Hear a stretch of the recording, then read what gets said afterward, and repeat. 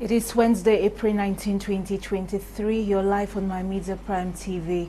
Welcome to Prime News this midweek. We begin in Yaoundé, where Marsenyat Jifenji, who has been senator since 2013, has been re-elected as Senate President, scoring 97 votes and having one invalid vote.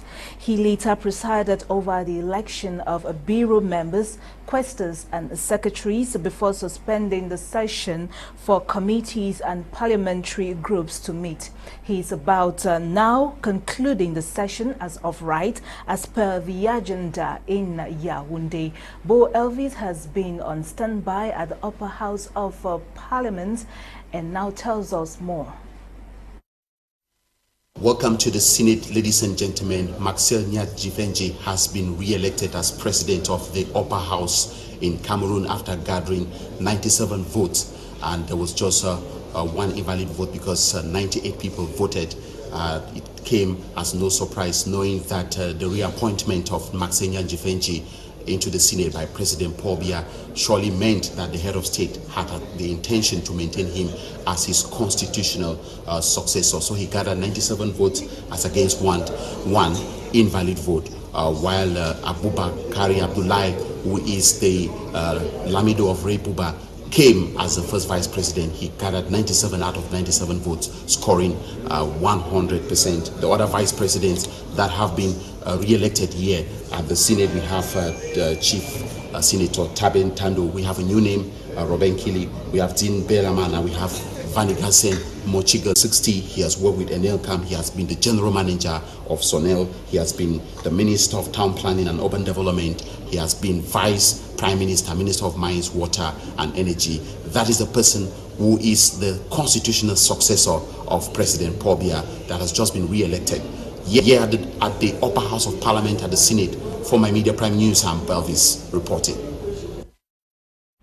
Thank you, Bo Elvis, for that live report.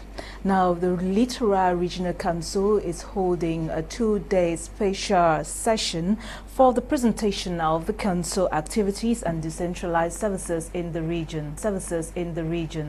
Derek Jeto was a part of that ceremony for My Media Prime TV. Take a listen. Regional councillors of the Littoral Regional Council are converging on Douala 5 Council Conference Hall for a two-day special session, which is having two main items on its agenda. One, to make public the council's activities, and two, the presentation of the decentralized services in the Littoral region by Governor Samuel Evahadiboa, the state representative. And in his opening remarks, the Littoral governor called on the regional councillors to sit up and accompany the population of the Littoral region as the region struggles to bounce back from its economic setback triggered by the COVID-19 pandemic. On his part, the president of the Littoral Regional Council revealed that their actions are geared towards the future.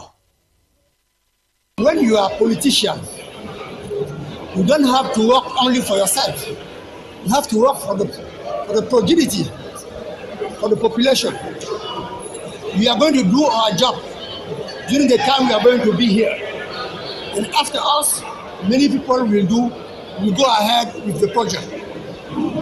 And to corroborate the aforementioned, two potential partners in the domains of health and agriculture who had shown interest to inject their know-how in the region through the regional council carried out their presentations to convince these councillors of the Littoral Regional Council see reasons for a win-win partnership.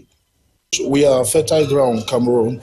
Fertile Ground is an agricultural American company that does in precision agriculture. And we've come to seek to see how our products can be used by the littoral farmers so that their productivity should be boosted. Our project is to give access to the healthcare to all the population of Cameroon, and especially to the Douala region.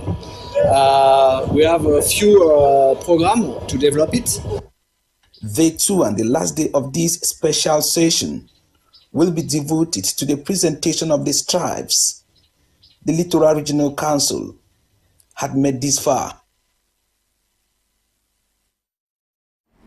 Let's now move over to the far north region of Cameroon, where several persons have been rendered homeless after Boko Haram militants attacked the villages of Kwara Mafa and Zelevet. The attack also left one person dead and several others injured. Julian Dambi recounts. It was a sad Tuesday, April 18, 2023, for the inhabitants of Kwara Mafa and Zelevet in the far north region who were taken by surprise by Boko Haram militants in a new attack on the localities. According to sources, the rebels arrived the villages at about 3 a.m. and started burning down houses, forcing the inhabitants to run for their lives, leaving the communities at the mercy of security forces as a crossfire between them and the militants ensued. Tuesday morning's attack has now left many of the inhabitants stranded as hundreds of houses were burnt by the terrorist group. Meanwhile, one person is reported dead and several others injured and are currently receiving treatment at local health centers. The Boko Haram insurgency began in northeast Nigeria in 2009 and expanded into the far north region of Cameroon in May 2014.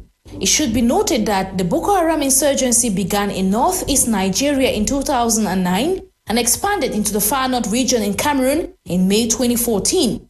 Violence and insecurity linked to the group and counter-insurgency operations have caused internal and cross-border displacement and led to widespread destruction of houses, infrastructure, roads, markets, health and education facilities in several localities in the far north region.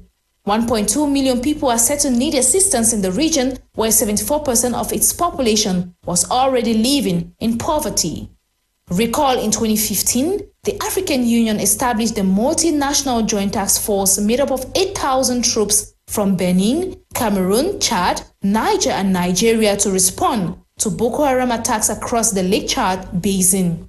Despite the efforts made, the Boko Haram rebels have persisted with their attacks and brutality over the area. On to this other human interest story, a newborn baby has been found in front of a gate in Mbuda, west region of Cameroon. The abandoned baby was discovered on Tuesday morning, April 18, 2023. Naivona narrates. The cries of this baby aroused the curiosity of the inhabitants of the locality. The newborn was abandoned in front of a gate at the Camberton neighborhood in Buda, West region of Cameroon.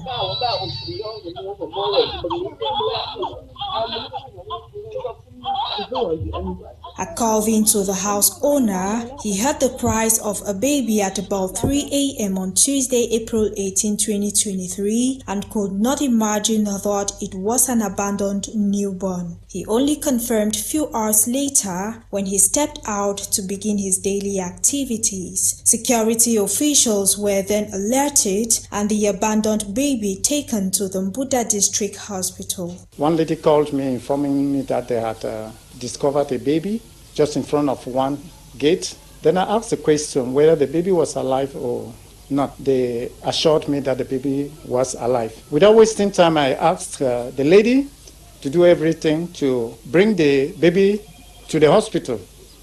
At first, they were a bit afraid because nobody wanted to take the responsibility. But later on, they accepted to bring the baby to the hospital. Une fille d'environ 14 jours de vie. À l'examen, à l'entrée, bon. She's a baby girl of about 14 days old. She wasn't too good when she was brought here, but it wasn't really a big deal because after examination we discovered that she weighs 3.4 kilograms. L'enfant avait un poids de 3 kg 400 grammes. While at the hospital, the baby was cleaned, dressed up and put in an incubator. When they brought the baby, we realized that the baby was poorly dressed and the baby had been in cold for quite some time. So without wasting time, we undressed the baby, we cleaned the baby, and we tried to warm up the baby and then dress the baby very well. And at the same time, the financial officer of the hospital, with the instruction of the director of the hospital, who is now one else but Dr. Njip Jean-Marie, provided some financial means with which Some women went to the market and bought dresses very fast, with which we dressed the baby. At press time, the baby was doing well. Baby is quite sound, and then they've done everything, the hospital, to provide adequate alimentation or food to the baby.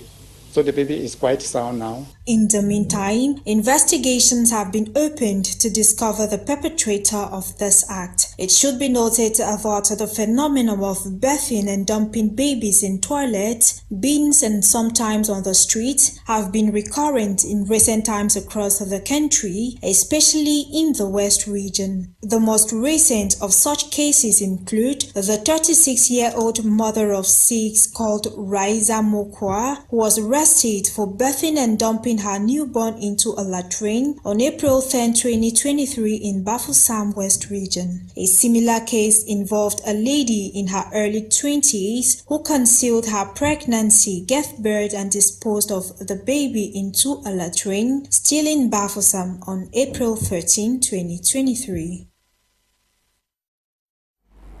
Now, a 73-year-old man called Pa Tani was almost lynched after an angry mob got rioting for allegedly violating his 11-year-old granddaughter sexually. The incident occurred at the Non-Glacé neighborhood in the Douala 2 subdivision. Quinta Font tells us more in the following report. Moving together with arms wrapped around each other's waist, one might think this is a couple, but the story behind these wrapped arms is shocking. We are in the Non-Glacé neighborhood in Douala, where residents watch in shock at the 73-year-old man who has been accused of sleeping with his granddaughter. According to sources, neighbors had reportedly been suspecting him following his closeness to 11-year-old Edwig Milane.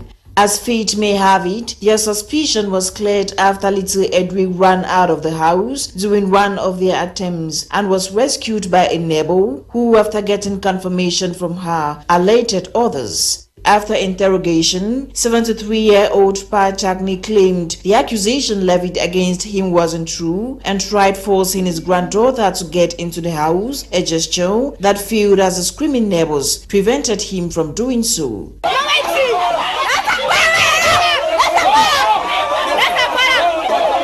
At the time of this report, Pa Chagni is under custody at the 8th police post for questioning, while 11-year-old Edwig was rushed to hospital for medical follow-up.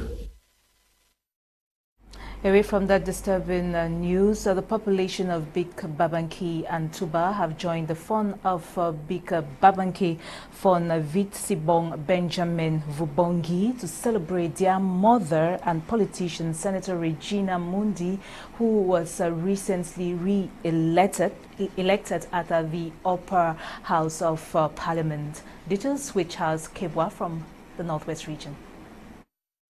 The event from the Yaoundé Conference Hall, where the handing over of attributes to senators took place to the Kujom-Keku Cultural and Development Association Kekuda Hall, Biamasi. Senator Ma Regina Mundi was escorted by a group of women with peace plant and calabashes, a strong mobilization by the fund. Vutsibung Benjamin Vubungsi, traditional ruler of Kujom-Keku, one of the villages in Tuba subdivision, Mezam division of the Northwest, who pledged their total support and that of the village to Senator Ma Regina Mundi, describing her as a blessing to the community and the entire Northwest. Appreciating the strong mobilization of the fund, dance group and entire Babanki community, Senator Ma Regina Mundi thanked the President of the Republic for renewed confidence on her, said she had been called to serve her community, appealed for collaboration and support from all sons and daughters of Babanki. It's a great honor and a pleasure, and of course you know that this is a call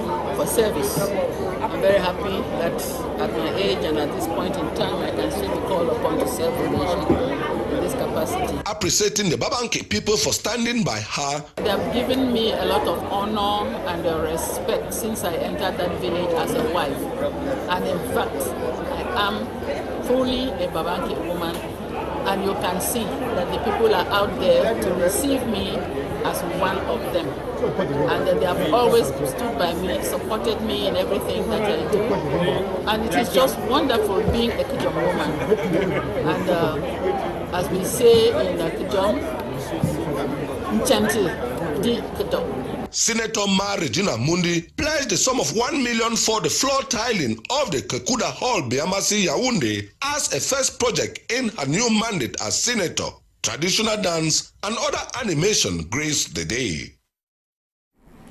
The governor of the Littoral region, Samuel Diodone Ivahadibua, has presided over the advocacy and sensitization meeting to launch the first phase of the universal health coverage in the littoral. The meeting took place at the governor's office in Douala, Bonanjo Douala, on Tuesday, April 18, 2023. Joy Ngong reports. After launching the first phase in the East region, the universal health coverage is in the littoral region. On Tuesday, April 18, 2023, at the governor's office, an advocacy and sensitization meeting was held, chaired by the governor of the littoral region. Health coverage as a model for the provision of care and cost recovery in Cameroon today means ensuring that the entire population has access to the preventive, curative, and palliative services they need without their cost causing them financial difficulties. The objective of the meeting was to inform the public on the methodology of the universal health coverage in Cameroon. The main objective of this meeting is to sensitize, to inform them of all the procedure and the activities where we bring them to contribute very well to accompany the action of the Minister of the Public Health and the government to have a success of this universal coverage phase 1. According to the national coordinator of the universal health coverage, registrations are done both online and offline as preference considerations. They share the application in the Play Store, Cameroon Health Coverage, and you go to the www.csu.minsante.com to register yourself. For the villages, we have a mobile strategy, and we have the staff who went to the village to register the population. The universal health coverage intends to spread to all 10 regions of the country with up to 13,000 registrations so far. Let's now talk health. The month of April is Bowel Cancer Awareness Month. The health campaign seeks to raise awareness on the triggers, risk factors, and symptoms such as fatigue, anemia, blood in stool, changing bowel habits, and more, highlighting on the importance of early screening for survival. Bukengo Worthy Kemia tells us more. Also called colon or colorectal cancer, bowel cancer is the growth of cancer cells in the large intestine or rectum that disrupt the functioning of the digestive tract. According to the World Cancer Research Fund, bowel cancer accounts for an estimated 1.9 million new cases yearly and is the third most common cancer in men, while second in women. Triggered by low fiber intake, high consumption of red meat, especially processed meat, being overweight, obese, high alcohol consumption, tobacco smoking, inherited genetic risks, family history, Crohn's disease, and more. It is important to note that Africa records 58,000 new bowel cancer cases yearly, most of which are diagnosed at stage 4. Having a 5-year survival rate, experts say almost 80 out of 100 cancer patients survive their cancer battle when diagnosed early.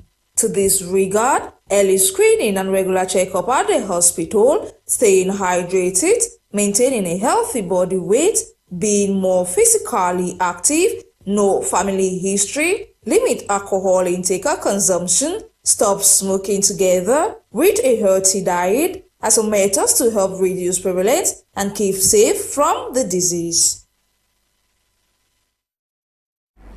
Let's now talk sports. The 2023 sporting season for persons with visual impairment was launched on Saturday, April 15, 2023 in Bamenda Chieftown of the Northwest region. Details right ahead.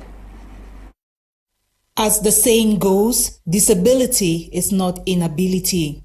These visually impaired persons in Cameroon have not been left out of physical exercises. They have been included into the world of sports to showcase their talents in the various sports disciplines and are governed by the Federation of Sports for Persons with Visual Impairment, dubbed FECASDEF, recently created. FECASDEF stands for Federation for Sports for Persons with Visual Impairment, a federation that is directly under the tuteled Minister of Sport and Physical Education.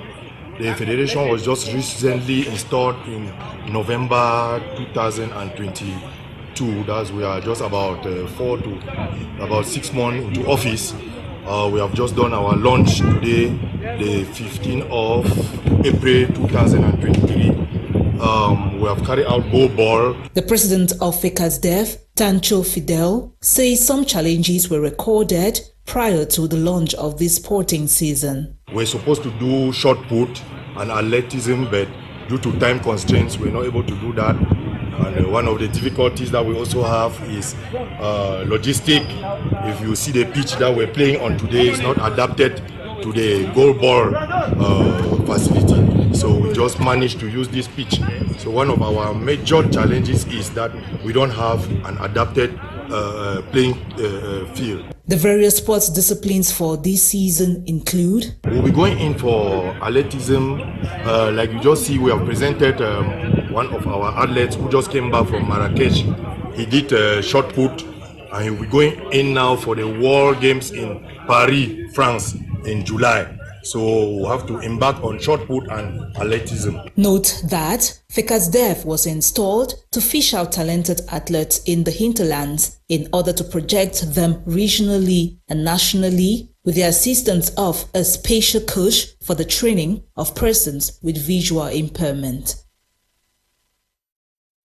Now, this news brief, FIFA has confirmed Argentina as host of the Under-20 World Cup 2023, which is set to begin from May 20 to June 11.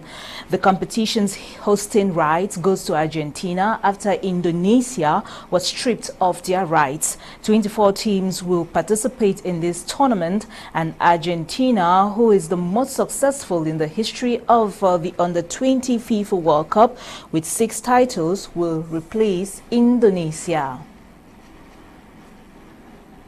In more sports news, the 2022-2023 Elite One Championship of football season has arguably been the most intriguing relegation battles, as about 10 clubs try hard to remain in the First Division Championship.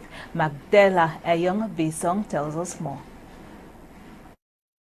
It is about time for the if calculators in the MTN Elite One relegation battle as the season draws to its playoff. A good number of over 10 clubs are not out of danger yet as they struggle to avoid being among the 5 clubs to leave the top flight to the second-tier championship. In Pool A, Aigle Royal of the Menua currently occupies the 4th spot but still not out of danger yet. They are only 3 points away from bottom place Avion and Renaissance FC. As a result, only pool leaders Canon Sportif of Yaoundé, Cotton Sport of Garoua and UMS of Loum are out of the relegation battle. Just like Pool A, many are still in danger and even running out of matches except for Dragon of Yaoundé, whose stay in the Elite One Championship came to an end about 2 weeks ago with 3 games left when they failed to beat Bambutus FC of Mbuda, who as it stands are the only club who have made it to the playoffs. From Fovu Club of Baham in the 3rd spot to Yafut in the last but 1 spot in Pool B are still in the relegation battle with at least 2 rounds of matches for the majority, though Yafut and Fortuna must win all their 2 games to avoid direct relegation or relegation playoff. The bottom two teams from each pool plus losers in the relegation playoff will be relegated to the Elite 2 Championship, while the top two in each pool will qualify for the title playoff. And now to conclude the news, today's top stories from the African continent.